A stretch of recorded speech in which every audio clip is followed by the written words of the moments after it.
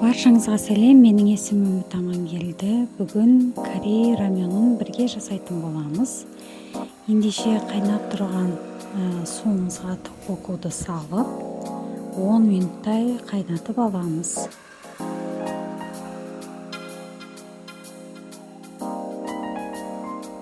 Токбокуымыз қайнағанша жарты пиязымызды және бір сәбізімізді дәл видеодағыдай етіп турап аламыз.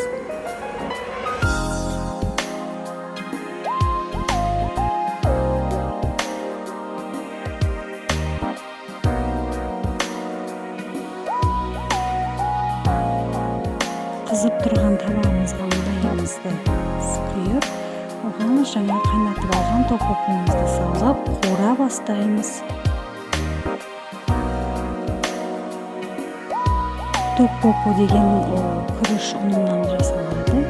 Және оның үстіне туралған сәбізімізді, пиязымызды қосып, жақсылап қуырып аламыз.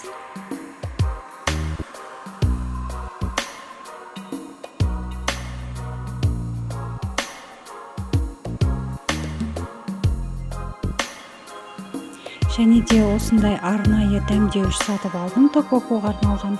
Оның ішінде 2 пакетик болды, соның тек біреуін ғана қостым, себебі өте ащы болды.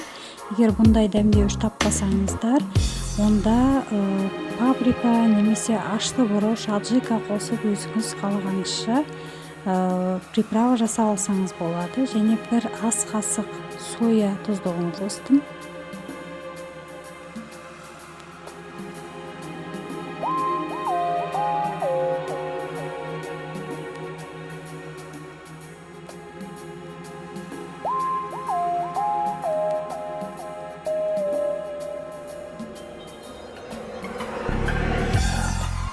Жақсылап қуырылған соң, оның үстіне су құйып, 20 минуттай, 15-20 минуттай жақсылап қайнатамыз.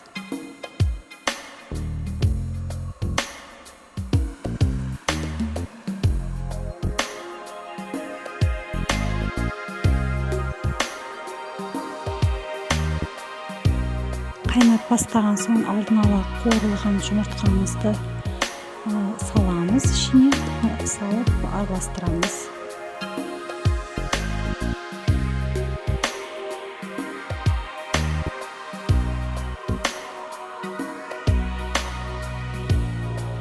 Оның үстіне бір ас қасық Қытай тұзын, немесе жай тұз болса, бір ас қасықтан аздау тұз қосып араластырамыз.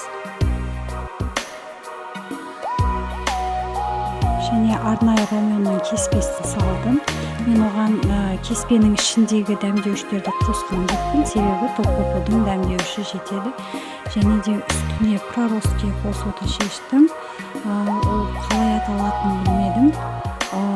Тез дайын болады. Ары қарай 5 минуттан соң біздің кеспеміз және проросткеміз дайын болып шығады. Оның үстіне қалаған жасыл шөптеріңізді қоссаңыз болады. 5 минуттан соң біздің раменіміз дайын.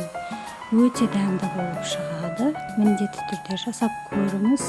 Астарыңыз дәмді болсын.